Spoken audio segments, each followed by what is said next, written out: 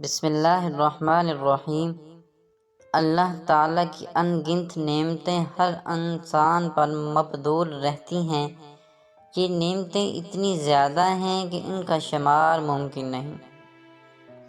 قرآن مجید میں اللہ تعالیٰ کا ارشاد ہے وَإِن تَعُدُّوا نِعْمَتَ اللَّهِ لَا تُحْصُوهَا، اور اللہ تعالیٰ کی نعمتوں کو گننا چاہو تو ان کو ٹھیک ٹھیک شمار نہ کر سکو گے۔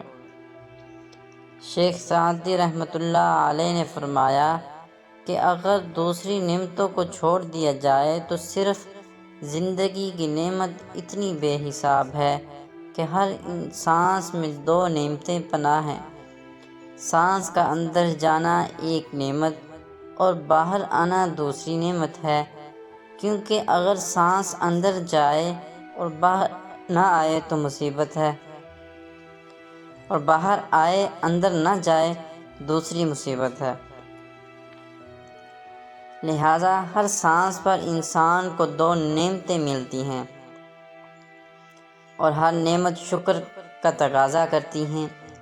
لہٰذا اگر سانس پر آدمی ایک بار شکر ادا کرے تب بھی صرف سانس کی نعمت کا شکر ادا نہیں ہو سکتا، دوسری بے شمار نعمتوں کا تو کیسے شکر ادا ہو سکتا ہے۔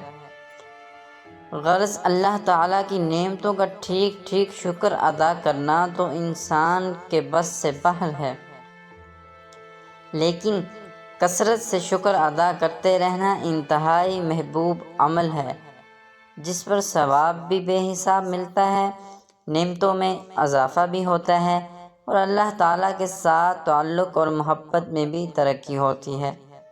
انسان پر شیطان کا سب سے پہلا حملہ یہ ہوتا ہے کہ وہ اسے ناشکری میں مبتلا کر دیتا ہے۔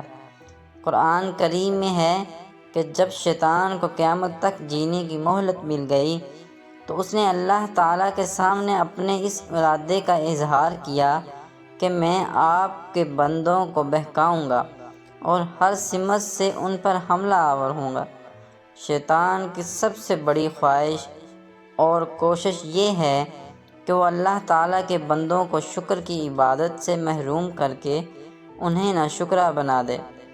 اس کے برخلاف جو بندہ شکر گزار بننے کا تہیہ کر لے اس پر شیطان کا داؤ نہیں چلتا۔ ویڈیو اچھی لگے تو ویڈیو کو لائک، اگر چینل پر نیو ہیں تو پلیز چینل کو سبسکرائب کرتے جائیں۔ ایسی ویڈیو میرے چینل پہ آپ کو ملتی رہتی ہیں۔ تب تک کے لیے اجازت دیں۔ اللہ حافظ۔